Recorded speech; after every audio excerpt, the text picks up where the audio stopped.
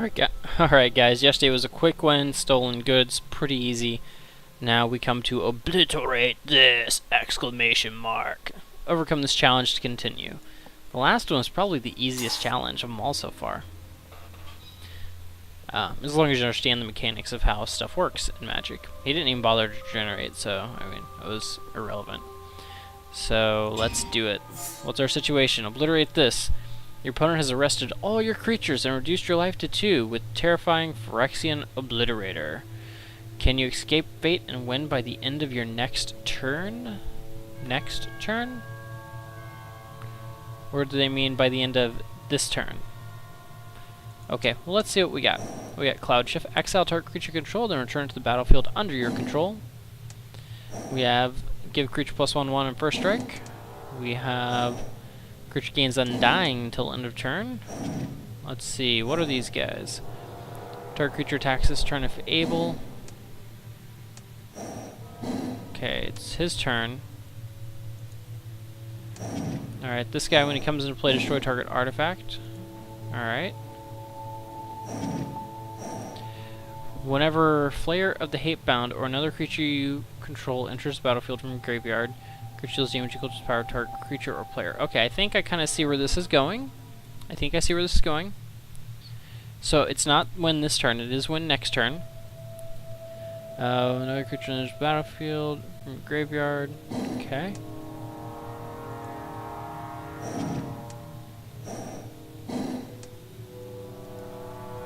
Alright, so the first thing is it's going to involve all 3 cards, because I do have to blink one of my guys to allow me to block. The first strike, does it do it to the creature or the player? Alright, close. This guy seems irrelevant.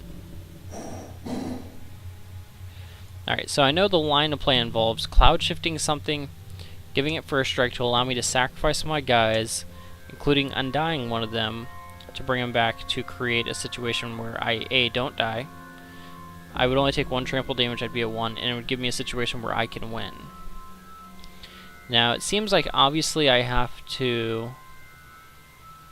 I mean, from all appearances, it seems like I need to cloud shift this guy, destroy that one. So he comes into play, destroy target artifact. Now this has Defender. Target creature attacks this turn if able, so it seems irrelevant. This guy, though, it could be relevant because it deals damage equal to that creature's power target creature or player. Alright, so if he attacks, then I have to sacrifice 4 permanents. It'd be 1, 2, 3...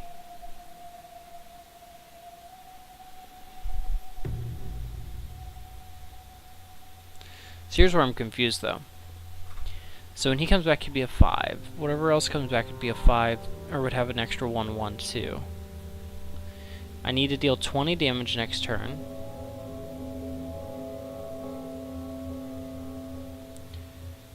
And I have to let him attack. So if I wait on his turn, I blink, first strike it, so it takes 4. Sacrifice, sacrifice, sacrifice. Give this Undying, comes back to 6, 11, he would die, so 6, 11, plus the attack would be, okay, so basically this guy's 10 damage, plus 6, and then this will only be 2, if I gave it Undying. So I give that guy Undying, he becomes enough damage. So permanents I sack with the first strike. I sacrifice himself. 1, 2, 3, 4.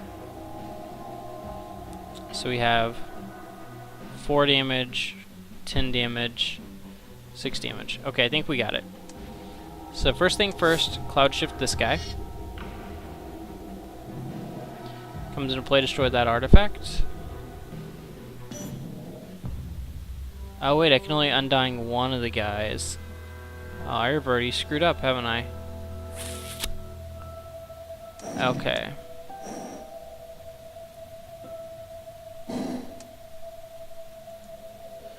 So let's see. It would be double their power twice. So Undying, Undying. Do I just not give it first strike? Do I have to give first strike on the attack? So we have 10.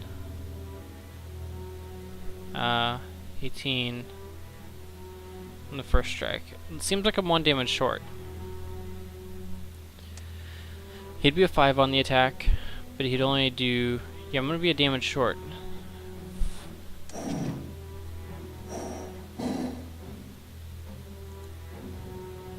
So am I supposed to cloud shift that guy?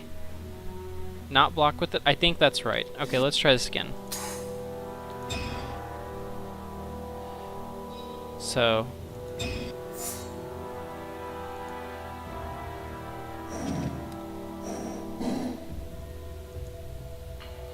Okay, I am confused actually, because if I cloud shift this guy, he doesn't allow this guy to kill this guy.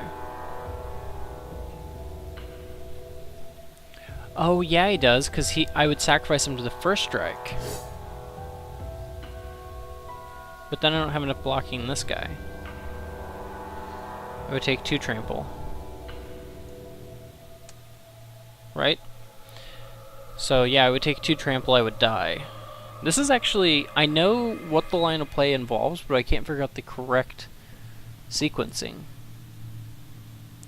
So you guys probably already have it in your head. Let me pause it for just a second. I'm going to think about this for just a second. I'm not looking it up, just pausing so you don't have to look at it. Okay, I didn't actually have it paused very long, but I thought of a different line. Maybe it involves I block with this guy as 2 power first strike. He dies. Okay, because I sacrificed these 3 to the first to it. But I've given... Well, this one... Yeah, I sack these 2 the first strike, give this one Undying. When it comes back, it destroys that. Does 3 damage there. This does...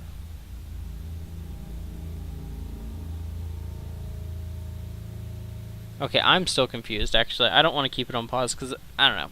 I could easily cheat. But that's not the fun of this. Yeah, but what I was thinking is something along the lines of first strike, when they come back, I use that to shoot. But that doesn't seem right either. Yeah, it doesn't seem right at all. Because if I did that, I would get 5 to him. Follow-up attack, I'd do 5. So these 2 need to somehow do 10. So he would do 4.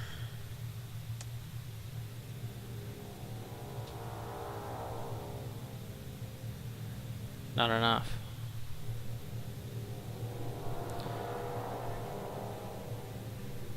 So I don't know how you do this. Is it... This is really tough.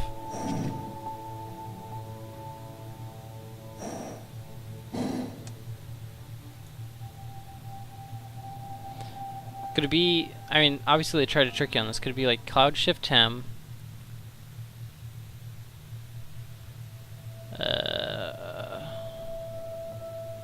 Cloud Shift this guy. These 2 are able to block. Put them both in front. Undying this guy.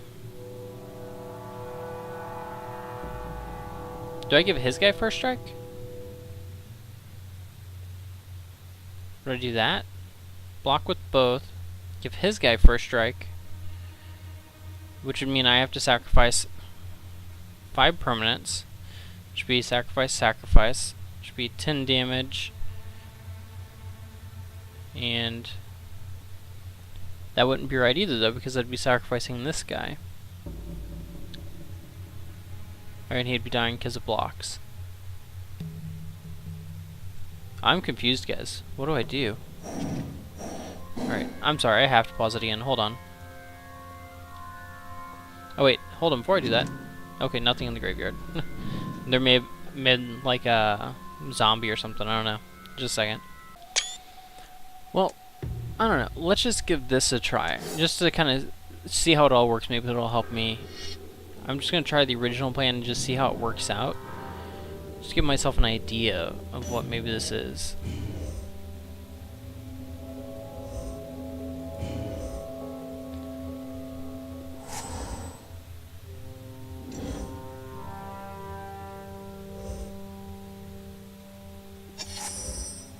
Wait.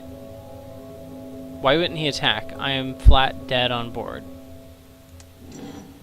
So I just lose because he won't attack? I mean, they're forcing me into making this guy available.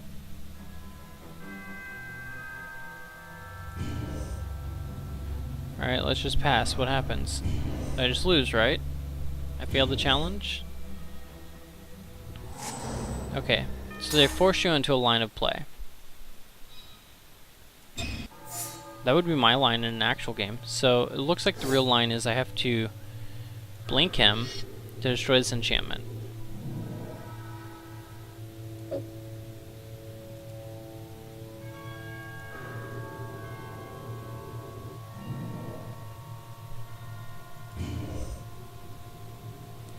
So I have to force his guy to attack.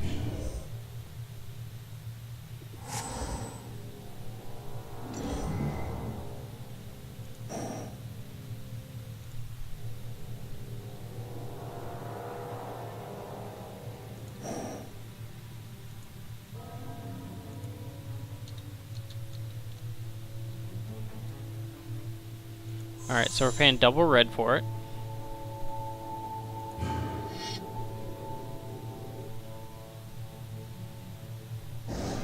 So he only attacks with that. Okay, so he attacks with both. Okay, so what do I do? So this has to be the correct line of play, I'm thinking. So I have to block, give first strike,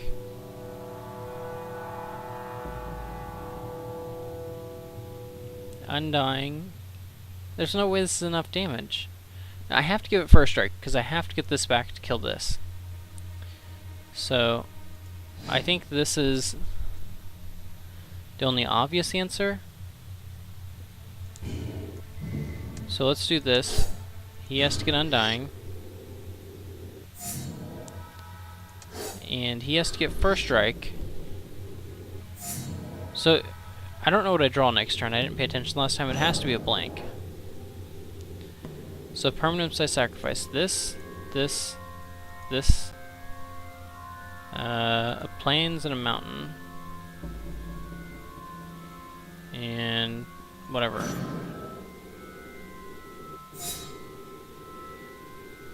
Players, Liliana, do 5.